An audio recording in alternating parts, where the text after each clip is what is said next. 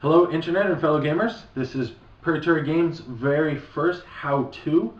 Today we're looking at Steel Stars, the 4X strategy game by myself, Scott MacArthur. I'm here to explain the basics of the game. I'm not going to go into too much detail. I'll do a component overview, talk about setup, the action phase, and how to score points and the end scoring system. The big thing I want to point out is this is not final art. The planets are going to rework in. The icons are final, but the colors on the back of the cards will probably change. The layout might change a little bit. We're looking at about another 2 weeks before that is just right. And the other aspect and thing I really want to note is the fact that I can't stress enough the social aspect of this game. There's a lot of talking, a lot of table talking. It's encouraged, actually. And with this how-to, I will not be really able to show the interaction between the players, as it's just you and I. But I'll do my best to explain the game quickly and as user-friendly as possible for this first run-through.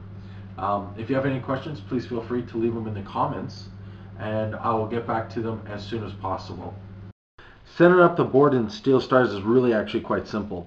You pull out the cards equal to the number of players, and you include all the cards with that many pips or lower. So a 3-player game, I use the 3 and 2-player pip cards. I would shuffle them together and lay them down. The number of cards per side is equal to the number of players plus 2. So as I build this system map, laying the cards offset as I go, I will have a total of 25 cards.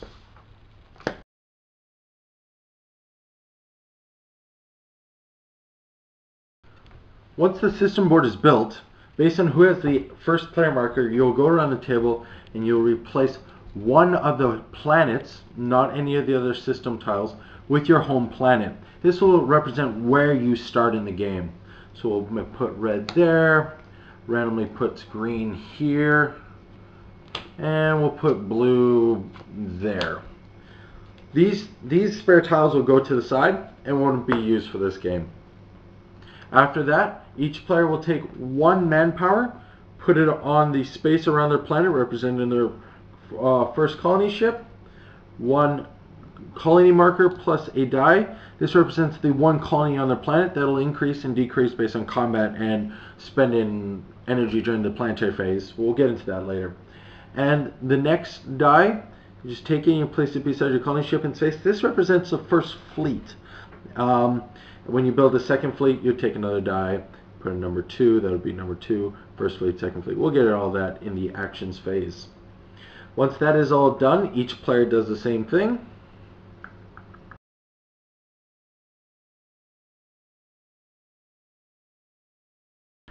Next, each player will collect their corporation's side worth items, including the extra fleets, which we're not going to use right now because we have our fleet 1 already.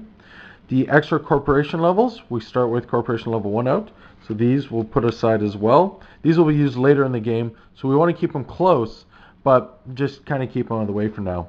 We also need a light space dock, a heavy space dock, 8 of our cubes, counting the ones we used before to put on our planet.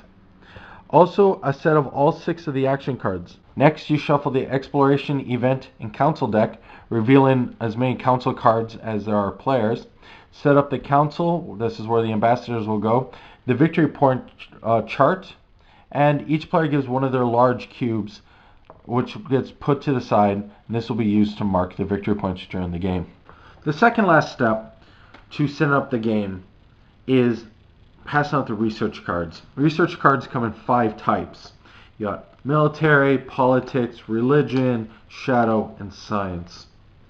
These are special technologies or abilities that you, as your corporation, has learned in all its years that you can leverage to try to help you in certain situations during the game. They're chosen at the beginning. Each player dealt out 5. Draft style. You pick one, pass the rest of your player to the left. You will get, so from 5 I got 4, 3, 2, and the last one goes back in the box. So I'll end up with 4 of them. You'll notice on the back of them that the colors and the symbols are being able to see by all players, which is kind of helps you along in the game, so you know kind of what the other players are choosing. Politics are green, religion white, military red, shadow is black, and science is blue. In each one, there's 5 different technologies. Again, so people don't know what you picked.